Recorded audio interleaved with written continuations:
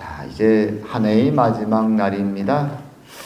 지난 한 해를 한번 돌아보면서 여러분들은 어떤 일들이 기억이 나십니까? 많은 일들이 개인적으로 또 교회적으로 또 이 세상 속에 벌어졌습니다. 저희 교회적으로 돌아보면 사랑하는 성도님들이 갑자기 주님께 돌아가는 일들이 있었죠. 하나님께로 가는 것은 우리가 소망하고 기쁜 일이지만 우리 주변에 떠나는 것은 참으로 슬픈 일입니다.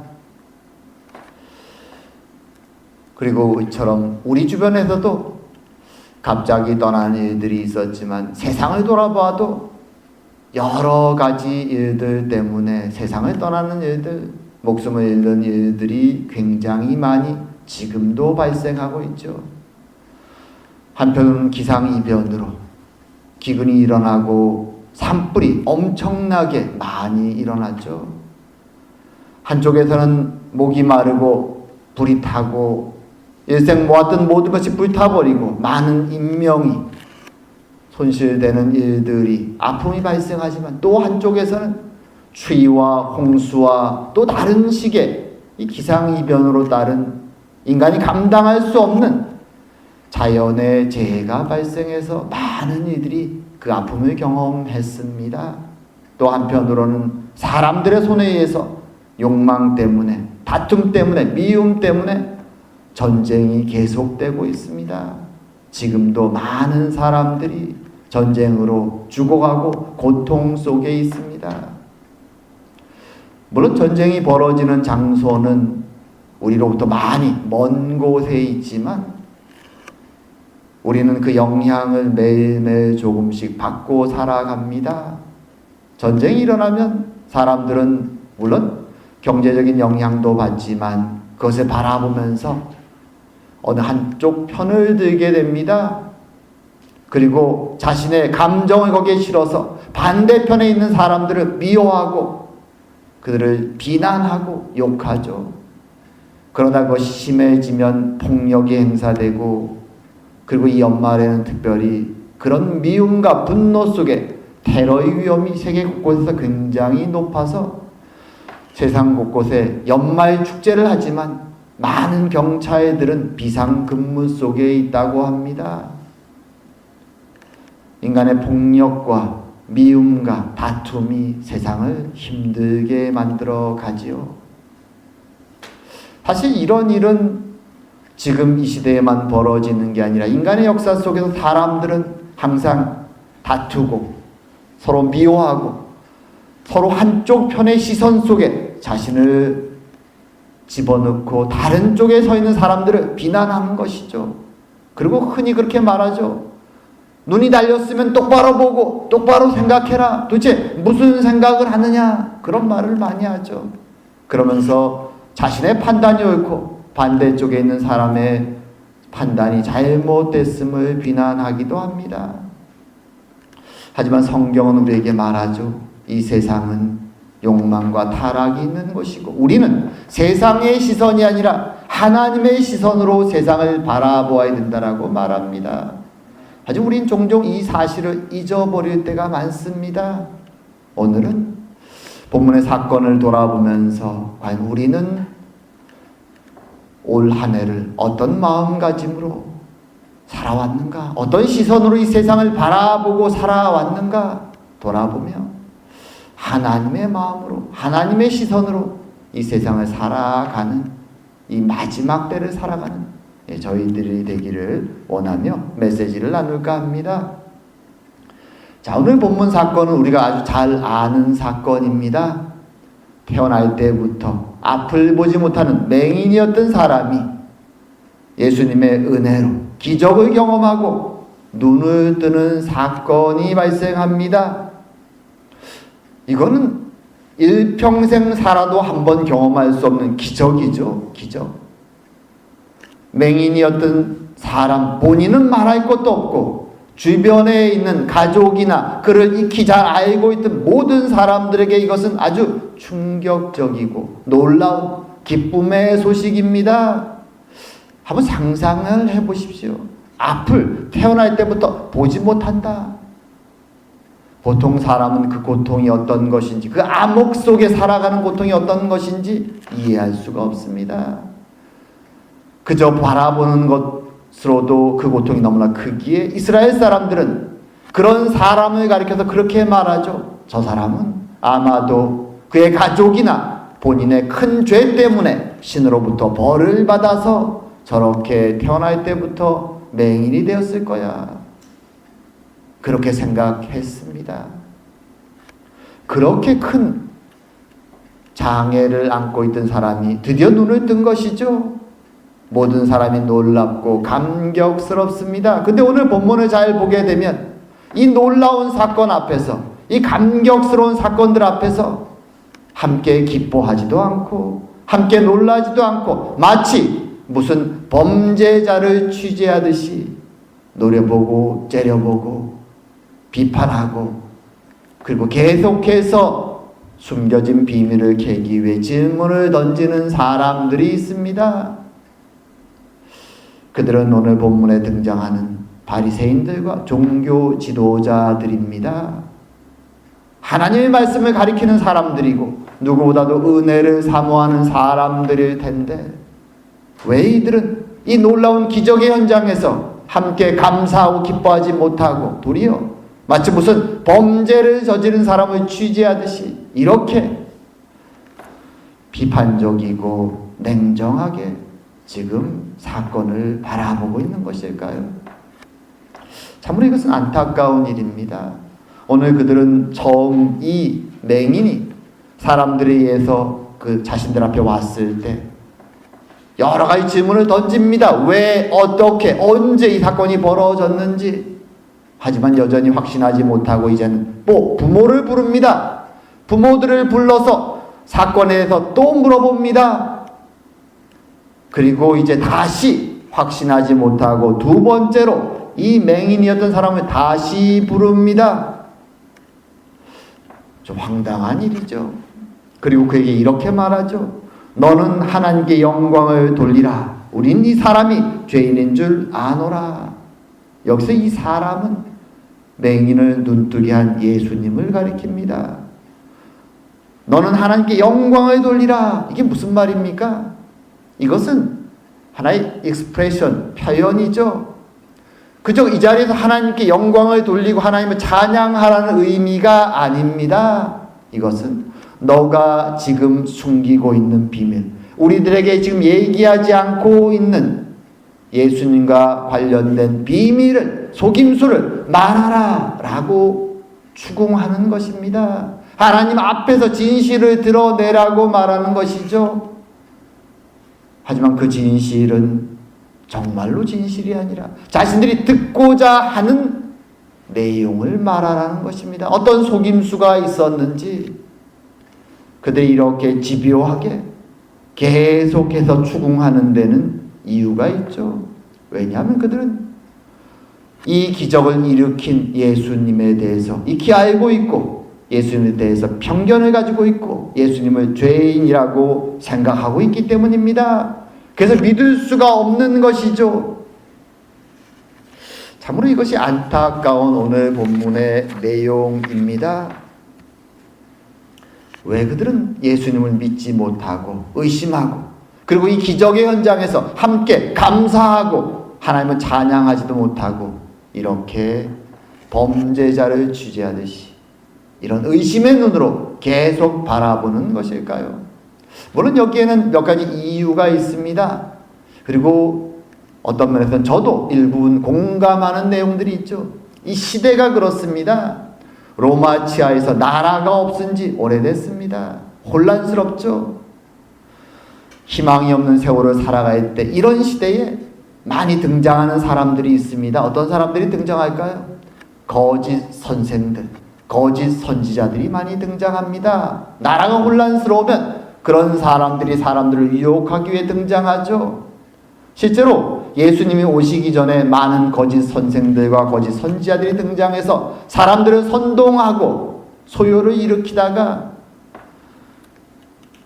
로마 정부로부터 핍박을 당하고 이스라엘 전체가 큰 어려움을 당하는 사건들이 여러 번 있었습니다. 그런 면에서 종교 지도자들과 이 성경 선생들인 바리새인들이 약간은 색안경을 끼고 예수님을 바라보는 것이 일면 이해가 되기도 합니다.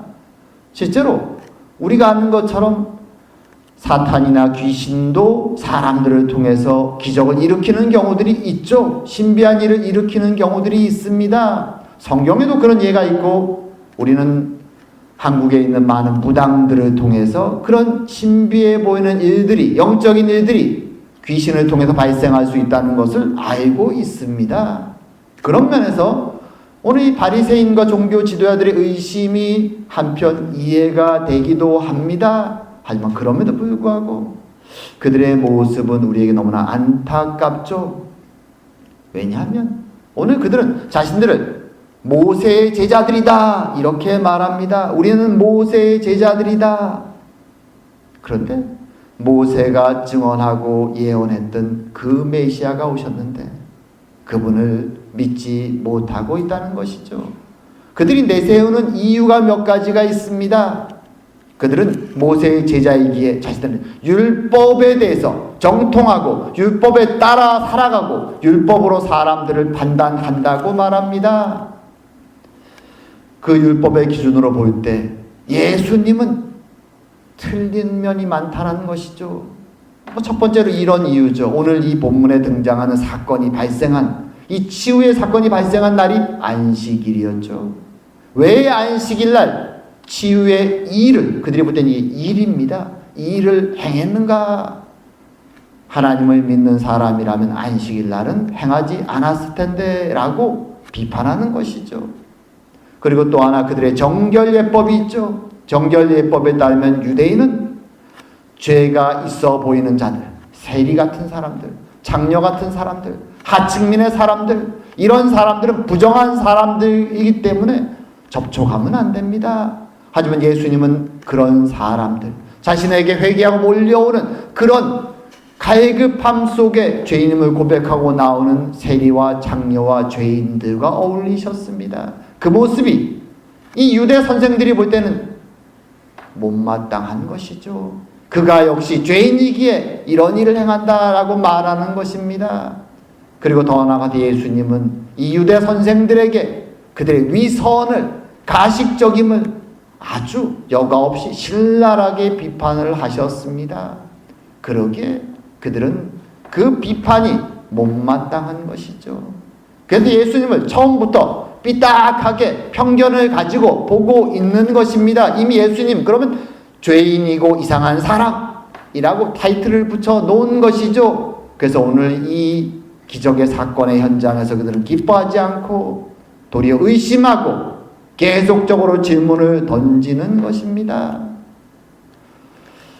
율법을 따르고 율법을 섬기고 율법을 가르친다고 말하는 율법 선생들의 이 모습은 너무나 안타깝죠. 그래서 안타깝습니다. 왜냐하면 그들은 율법을 주신 목적을 지금 놓치고 있기 때문입니다. 주님이 율법을 주신 목적이 무엇입니까? 그것은 그의 백성들이 이 세상 속에서 거룩한 백성이 될 수 있기 위해서 주신 것입니다. 그 내용으로 십계명이 있고 제사제도가 있고 정결예법이 있습니다. 근데 이 예법들을 그저 겉으로 열심히 지키라고 주신 것이 아니죠. 우리가 지난주까지 봤던 이사야서에서 이사야 선지자가 반복해서 말하죠. 회개하지 않는 죄된 심령으로 제발 내 앞에 제물을 바치지 말아라. 마당만 밟을 뿐이다. 지겹다. 피곤하다. 주님이 그렇게 예언을 하셨습니다. 메시지를 주셨죠. 여전히 이스라엘 사람들은 열심히 그저 제사를 드리고 예법을 따라 행하면 자신들이 할 바를 다 했다고 생각합니다. 하지만 율법의 내용은, 정신은, 그 목적은 사람들의 마음이었죠. 하나님은 마음의 거룩을 원합니다.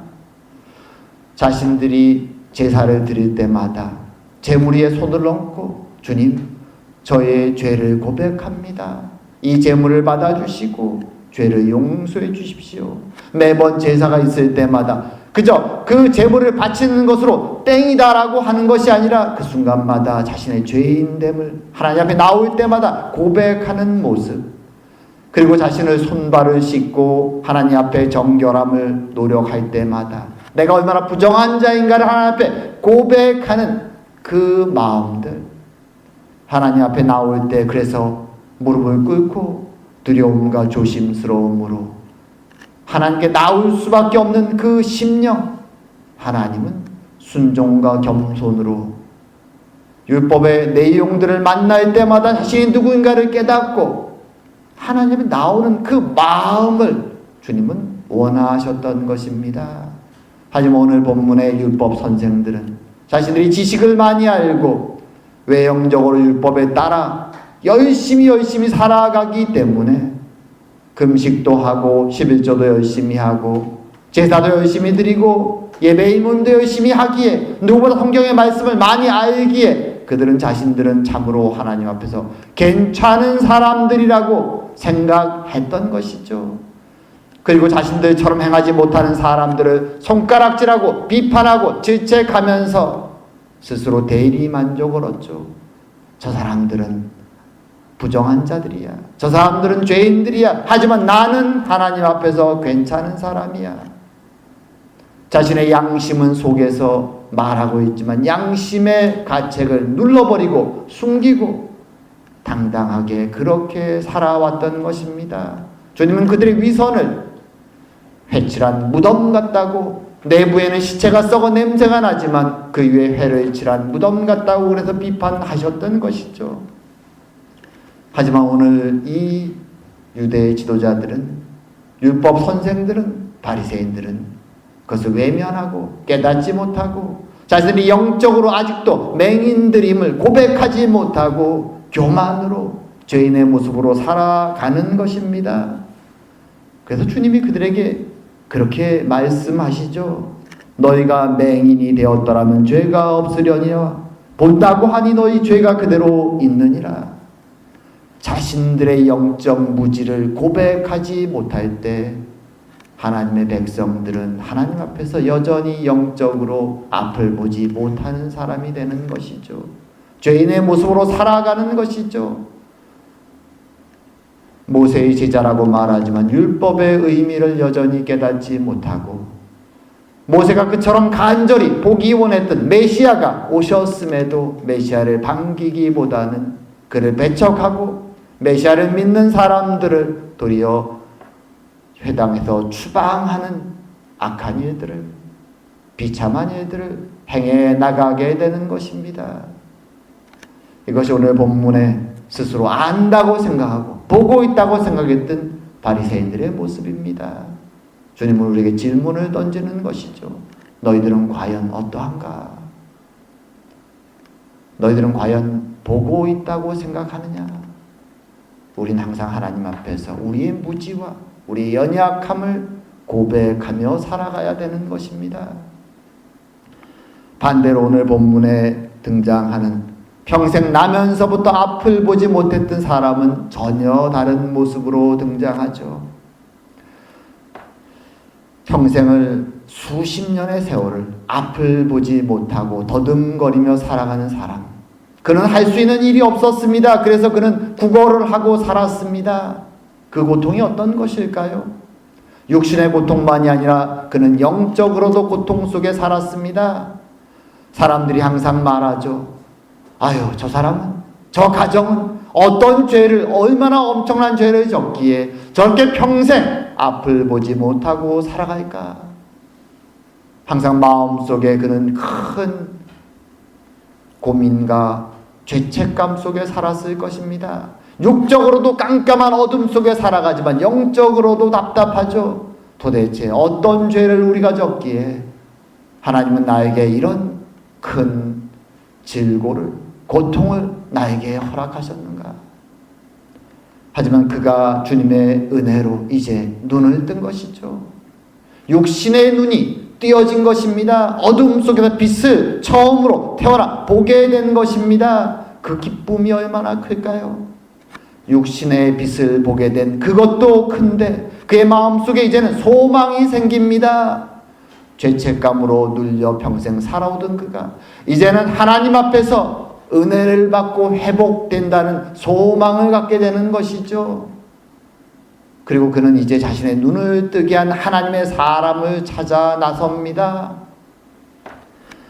그래서 그는 자신 앞에 찾아온, 두 번째로 찾아온 이 바리새인 율법 선생들이 도대체 자신이 경험하는 이 기적과 놀라운 일을 믿지 못하고 계속 의심하고 계속 질문하는 그 일을 보면서 그렇게 얘기하죠. 이상한 일입니다.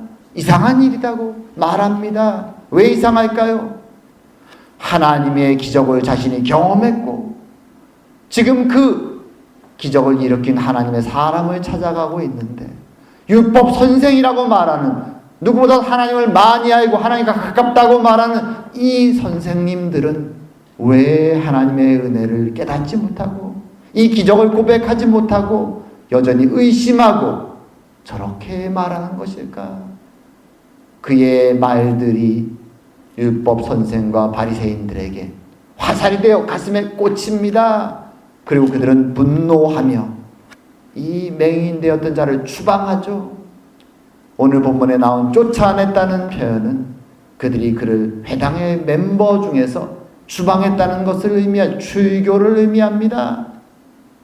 하지만 어둠 속에 평생 살다 빛을 발견하고 소망을 발견한 이 사람은 두려워하지 않습니다. 소망을 가지고 자신에게 빛을 준 분을 찾기 위해 노력합니다. 그리고 그때 주님이 먼저 그를 찾아오십니다. 그는 사실 누가 자신의 눈을 띄었는지, 누가 그 하나님의 사람인지 볼 수가 없었기 때문에 누군지 찾을 수가 없었습니다. 주님이 그를 찾아옵니다. 그리고 이렇게 말씀하시죠. 내가 인자를 믿느냐? 이 말은 내가 오실 그분을, 그 메시아를 믿느냐라고 물어보는 것입니다.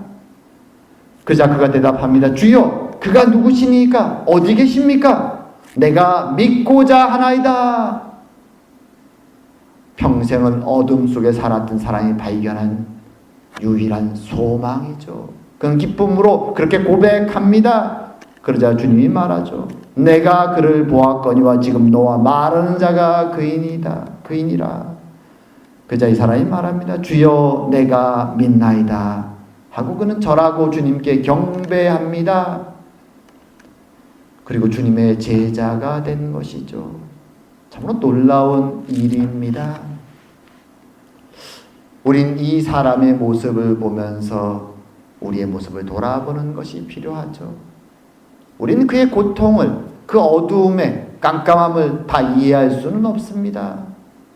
하지만 하나님을 만난 사람이 고백하는 은혜는 어떤 면에서 동일한 것입니다. 내가 멸망의 길에서, 저 앞에 낭떠러지가 있어서 죽음의 길을 가다가 길을 찾지 못하는 깜깜함 속에서 하나님이 나에게 내 영의 눈을 띄워주셨고 십자가의 은혜로 나에게 빛을 주시고 길을 주시고 생명을 주셨음을 고백하는 자들이 우리들이죠. 우린 그래서 오늘 본문에 등장하는 맹인되었던 자의 이 고백과 소망과 기쁨을 우리도 공감하고 마음에 느끼고, 그래, 이 사람의 모습이 나의 모습임을 우리는 주님 앞에서 고백하며 매일매일을 살아갈 수 있어야 되는 것입니다.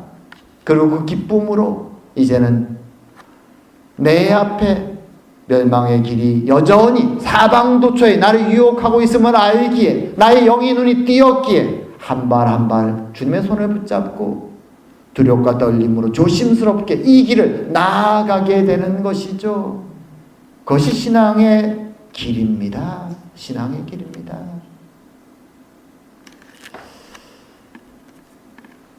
우리는 어떻습니까? 그런 마음으로 그렇게 감겼던 눈이 띄어지고 생명을 찾은 자의 마음으로 하루하루를 주님의 손을 붙잡고 마치 그분의 손을 놓치면 나의 생명이, 나의 빛이 사라질 것 같은 그런 두려움을 가지고 하나님 앞에서 살아가고 있습니까? 우리가 얻은 이 생명이, 빛이 얼마나 놀라운 것인지를 우리가 알고 있다면 우리는 매일매일을 기쁨과 감사함으로 또 두려움으로 주님과 함께 걸어가야 될 것입니다. 세상의 시선, 욕망의 시선이 아니라 주님의 시선으로 이 세상을 그리고 나를 바라보며 살아가야 되는 것이죠. 이제 말씀을 맺을까 합니다. 오늘 본문에는 자신들은 모든 것을 판단할 수 있는 능력이 있고 지식이 있다고 생각하는, 자신들은 거룩하고 괜찮은 사람들이라고 생각하는 바리새인들, 율법 선생들이 등장합니다. 오늘날로 말하면 목회자들이죠. 하지만 그들은 주님 앞에서 신랄한 책망을 듣습니다. 너희는 여전히 맹인이고 죄인이고 앞을 보지 못하고 있구나. 왜냐하면 그들은 주님이 주신 율법을 지식적으로는 많이 알고 있고 행위로는 매일매일 행하고 있지만 그 본질의 뜻을 깨닫지 못했기 때문입니다. 율법은 우리의 죄인됨을, 우리의 영적으로 어두웠고 무지한 자들임을 주님 앞에서 고백하고 겸손과 순종으로 하나님께 나오도록 인도하는 도구일 뿐인 것입니다. 하지만 그들은 그것을 통해서 자신의 자랑으로 삼았기 때문에 그들의 영의 눈은 여전히 어두웠던 것이죠. 반면 평생 어둠 속에서 죄책감으로 깜깜함 속에 살아왔던 한 맹인은 주님을 만나서 기적을 경험하고 눈을 뜨고 빛을 발견하고 소망을 발견합니다. 그리고 유대인들이 그를 책망하고 그를 비난하고 그를 출교함에도 불구하고 두려워하지 아니하고 자신이 발견한 소망, 자신이 발견한 참된 빛을 향하여 달려갑니다. 그리고 그를 만나주신 주님을 붙잡고 그의 제자가 되며 그 빛 속에 살아갑니다. 이제 하나를 마무리하면서 우리도 우리의 모습을 바로 이 맹인되었던 사람의 모습과 동일한 것임을 고백하며 살아가는 것이 필요합니다. 어둠 속에 있던 우리가 이제는 빛을 보았고 주님의 은혜로 빛 속에 한 발 한 발 걸어갑니다. 죽음의 길이 아니라 생명의 길을 걸어갑니다. 그리고 주님의 시선으로 이 타락한 세상, 내일 멸망해도 전혀 이상할 것 같지 않은 죄와 욕망이 넘치는 이 세상, 그것을 바라보면서 주님의 마음으로 세상을 바라보고 그들을 위해 기도하고 주님의 사랑을 나누며 그렇게 주님과 동행하는 삶을 매일매일 살아가는 저와 여러분 되기를 주의 이름으로 축원드립니다. 기도드리겠습니다. 사랑과 은혜의 하나님 아버지, 참으로 우리에게 오늘 본문에 등장하는 맹인되었던 자들처럼 영의 눈을 뜨게 하시고 십자가의 은혜로 우리에게 생명을 허락하여 주시니 감사드립니다. 우리가 바리새인들의 위치에 서지 아니하며 겸손하게 생명의 빛을 발견한 그 맹인되었던 자의 마음에 품게 하여 주시고 감사함으로 기쁨으로 또한 두려움으로 또 겸손으로 주님과 동행하는 이 길을 매일매일 한 발 한 발 주님과 함께 걸어갈 수 있는 저희들이 다 될 수 있도록 주님 은혜 내려 주시옵소서. 오늘도 귀한 말씀 주시며 생명의 빛 되신 주님과 함께 이 길을, 생명의 길을 걸어갈 수 있는 은혜 주심을 감사하오며 모든 말씀 예수님 이름으로 기도드립니다. 아멘.